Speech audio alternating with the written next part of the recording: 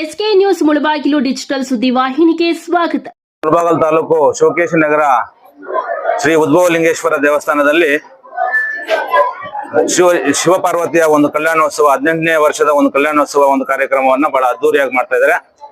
ಈ ಒಂದು ಕಾರ್ಯಕ್ರಮದಲ್ಲಿ ನಮ್ಮ ಜಿಲ್ಲಾ ಪಂಚಾಯತಿ ಮಾಜಿ ಅಧ್ಯಕ್ಷರಾಗಿರ್ತಕ್ಕಂಥ ಶ್ರೀ ಗೋಪಾಲಣ್ಣವರು ಆಗಮಿಸಿದ್ದಾರೆ. ಹಾಗೆ ನಗರಸಭೆಯ ಸದಸ್ಯರಾಗಿರ್ತಕ್ಕಂಥ ರಘಣ್ಣವರು ಆಗಮಿಸಿದ್ದಾರೆ. ಹಾಗೆ ಎಲ್ಲ ನಮ್ಮ ಆತ್ಮೀಯರು ಈ ಒಂದು ಕಾರ್ಯಕ್ರಮದಲ್ಲಿ ನೆಲೆಸಿದ್ದಾರೆ. ಎಲ್ರಿಗೂ ಆಧಾರದ ಒಂದು ಸ್ವಾಗತ. ಇವತ್ತು ಮುಳಬಾಗಿಲು ತಾಲೂಕಿನ ಒಂದು ಇತಿಹಾಸದಲ್ಲಿ ಈ ಉದ್ಭವಲಿಂಗೇಶ್ವರ ಒಂದು ದೇವಸ್ಥಾನ ಬಹಳ ಸುದೀರ್ಘವಾಗಿರ್ತಕ್ಕಂಥ ಒಂದು ಇತಿಹಾಸವನ್ನ, ಸುದೀರ್ಘವಾಗಿರ್ತಕ್ಕಂಥ ಒಂದು ಪರಂಪರೆಯನ್ನು ಹೊಂದಿರತಕ್ಕಂಥ ಒಂದು ದೇವಸ್ಥಾನ, ಬಹಳ ಶಕ್ತಿಯುತವಾಗಿರ್ತಕ್ಕಂಥ ಒಂದು ದೇವಸ್ಥಾನ. ಈ ಒಂದು ದೇವಸ್ಥಾನದಲ್ಲಿ ಪ್ರತಿ ವರ್ಷ ಒಂದು ಕಲ್ಯಾಣೋತ್ಸವ ಮತ್ತು ರಥೋತ್ಸವ ಅಂತಕ್ಕಂಥ ಒಂದು ಕಾರ್ಯಕ್ರಮವನ್ನು ಹಮ್ಮಿಕೊಂಡಿದ್ದಾರೆ. ಇವತ್ತು ಕಲ್ಯಾಣೋತ್ಸವ ಇದೆ, ನಾಳೆ ರಥೋತ್ಸವ ಕಾರ್ಯಕ್ರಮ ಇದೆ.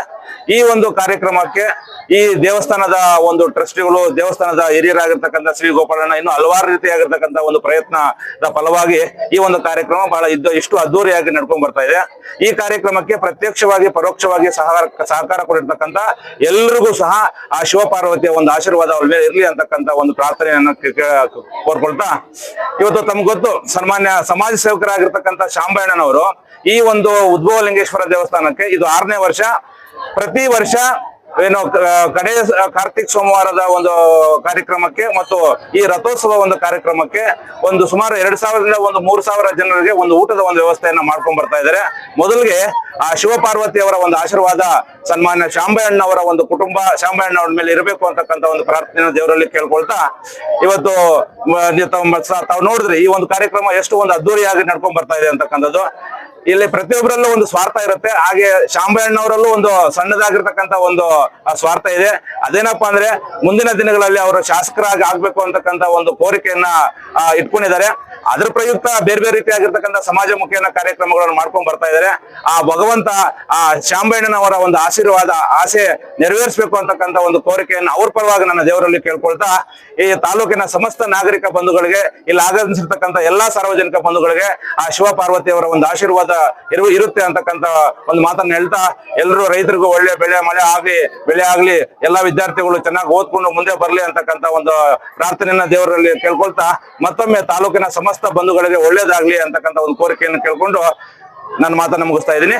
ಶಾಂಬಣ್ಣನವರಿಗೆ ಈ ಶಿವಪಾರ್ವತಿಯ ಆಗಮಿಸಿರ್ತಕ್ಕಂಥ ಎಲ್ಲರ ಪರವಾಗಿ ಹೃತ್ಪೂರ್ವಕವಾಗಿರ್ತಕ್ಕಂಥ ಧನ್ಯವಾದಗಳನ್ನ ಮತ್ತು ಅಭಿನಂದನೆಗಳನ್ನ ಸಲ್ಲಿಸ್ತಾ ಇದ್ದೀನಿ.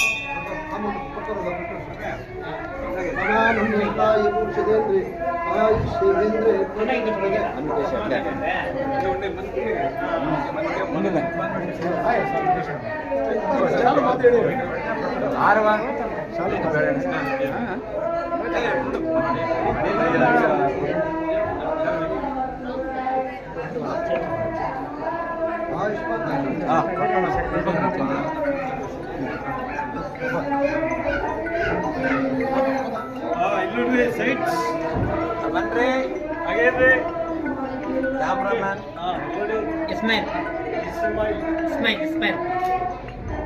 Okay, super.